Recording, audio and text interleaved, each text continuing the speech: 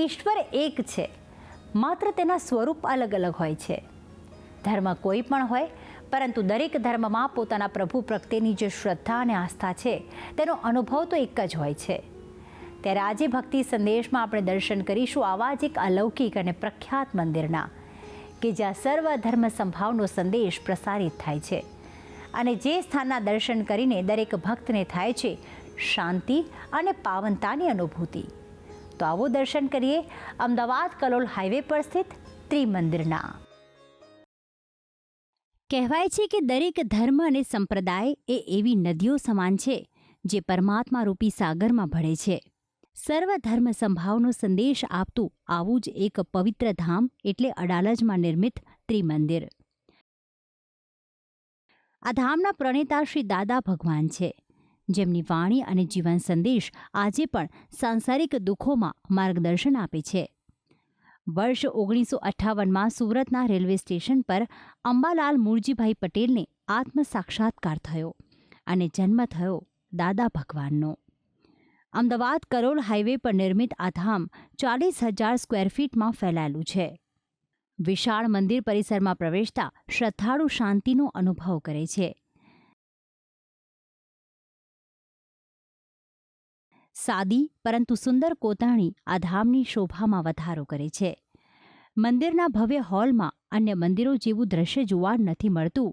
અહીં સાદગી અને શાંતિમય માહોલમાં પ્રભુ ભક્તિમાં લીન અનેક ભક્તો જોવા મળે છે. મુખ્ય ગર્ભગૃહમાં જૈન સંપ્રદાય, શૈવ સંપ્રદાય તથા વૈષ્ણવ સંપ્રદાયનો પવિત્ર સંગમ થાય છે. ગર્ભગૃહમાં મધ્યમાં બિરાજિત છે શ્રી સિમંદર સ્વામી, જે પ્રતિમા આરસની બનેલી છે. તો સાથે જ યોગેશ્વર ભગવાન શ્રી કૃષ્ણ, શ્રીનાથજી તથા શ્રી તિરુપતિ બાલાજીની પ્રતિમાની પણ અહીં વિધિવત સ્થાપના કરવામાં આવી છે.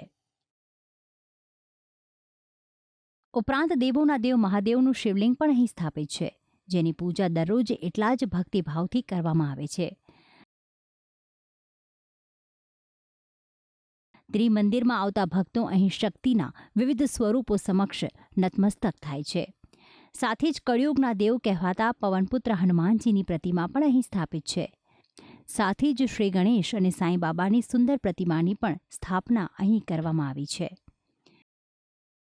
ને આ મંદિર 2002ની સાલમાં એની પ્રાણ પ્રતિષ્ઠા દાદા ભગવાનના અંતેવાસી પૂજ્ય ડૉક્ટર નીરુબેન અમીન, જે નીરુમા તરીકે ઓળખાય છે, એમના દ્વારા થયેલી. અને ત્યાર પછી અત્યાર સુધીમાં એવા મોટા 13 નિષ્પક્ષપાતી ત્રિમંદિરો જુદા જુદા જગ્યાએ ગુજરાતમાં સ્થાપના થઈ છે.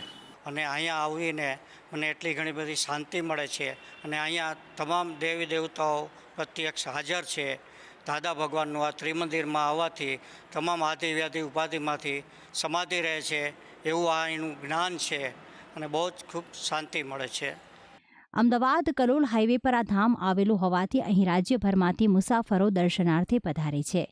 આ ધામમાં સમાજ ઉત્થાનની વિવિધ પ્રવૃત્તિઓ પણ એટલા જ ઉત્સાહ સાથે કરવામાં આવે છે, જેમાં સત્સંગ કાર્યક્રમ, ભક્તિ કાર્યક્રમ તથા શિક્ષાને લગતી વિવિધ પ્રવૃત્તિઓ કરવામાં આવે છે. और ये त्रिमंदिर इतना पावरफुल है कि यहाँ आके आप जो शक्ति मांगोगे आपको मिलती है. और यहाँ पे सिर्फ मोक्ष मार्ग ही नहीं बल्कि आपके संसार मार्ग के भी सारे विघ्न आपके दूर किए जाते हैं. और ये बहुत ही सुंदर, बहुत ही अच्छा मंदिर है. सिमंदर स्वामी जो यहाँ एक एक देवी देवता सभी प्रत्यक्ष ही हैं. इनसे आप जो बात करोगे आपको उसका सॉल्यूशन ज़रूर मिलेगा. और ये बहुत ही अच्छा मंदिर है, बहुत ही प्रभावशाली, बहुत ही शक्तिशाली मंदिर है.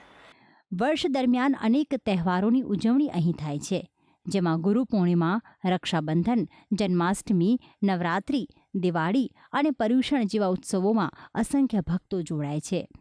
આ જ માર્ગ પર સંસારના અન્ય લોકો કેવી રીતે ચાલી શકે તે હેતુથી જ નિર્માણ પામ્યું છે આ ત્રિમંદિર. ભક્તિ સંદેશ, સંદેશ ન્યૂઝ.